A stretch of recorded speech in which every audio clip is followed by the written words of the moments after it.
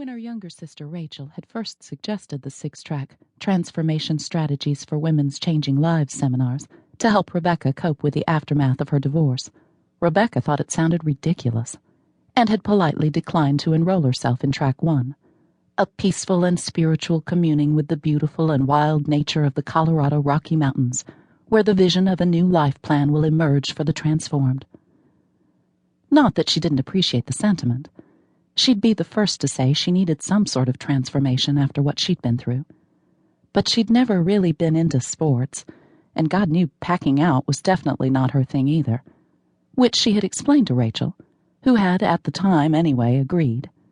Naturally, she was quite surprised when her older sister Robin showed up a couple of weeks later to pick up her son Grayson, to learn that she had been enrolled nonetheless, was the proud owner of a plane ticket to Denver, and her gear was already assembled. Her sisters thought this was a very cool birthday gift for her. "Go get yourself transformed," Robin had said cheerfully, foisting the seminar documents on her. "Come back like Lara Croft in Tomb Raider." While she had no intention of coming back as Lara Croft, Tomb Raider, it had been clear that Grayson really wanted to go with Aunt Robin. "She's cool, Mom!" And Rebecca figured she had nothing to lose at that point, except maybe a manicure appointment.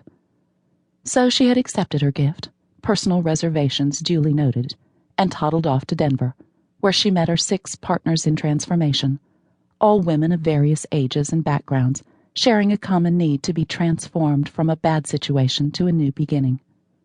Then entered the fearless Moira Looting, who cheerfully announced that they'd be pushed to their physical limits to clear their mind, body, and spirit, so that they'd be completely free for the visioning. And, lest they doubt her, Moira quickly demonstrated that she meant what she said. 3 days of crawling, climbing, hanging, and swimming in ice-cold streams had almost killed the group of women, none of whom had ever done anything more strenuous than a treadmill. The funny thing, at least for Rebecca anyway, was that it worked. She did feel free and alive, and she had come too far to let something like a little, big rock stand in her way. So she gathered up all the grit she had left and jumped again. Her knees slammed into the rock wall, but she caught a ridge at the top and struggled and scraped to hoist herself up. Somehow she made it, rolling off the other side and landing on one foot and one knee in the little clearing where the campfire was burning. A howl. Yes, an actual howl went up from the others as she gained her feet, and frankly, it wasn't bad for a former beauty queen, even if she did think so herself.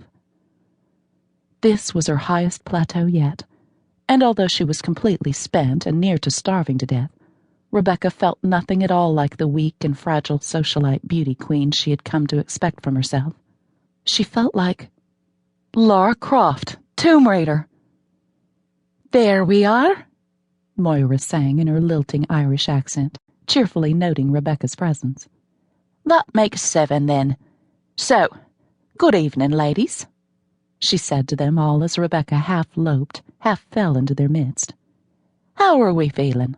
Alive? Rejuvenated? A wee bit transformed, perhaps?"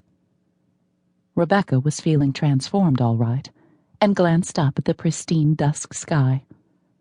A few stars were beginning to twinkle at them through the pines, stars that looked close enough to reach up and touch.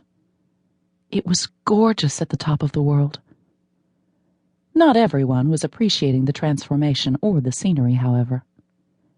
"I'm dying, Moira," Leslie, an outspoken alderman from the northeast, moaned, her fists balled up in her stomach for dramatic effect. "When do we eat?" Moira flashed a mischievous grin, planted her fists on top of ample hips stacked like 2 beanbags on thick muscular legs. "There now, I know you're quite exhausted, love, but that is precisely the point, isn't it? In order to transform to a newer, better, stronger you, we must tear down all the old insecurities and misperceptions, mustn't we? For it is only then that we can build up new and fresh." Leslie wasn't buying it. "Moira," she wailed again. "Come on, when do we eat?" "We'll fill your belly full, I promise."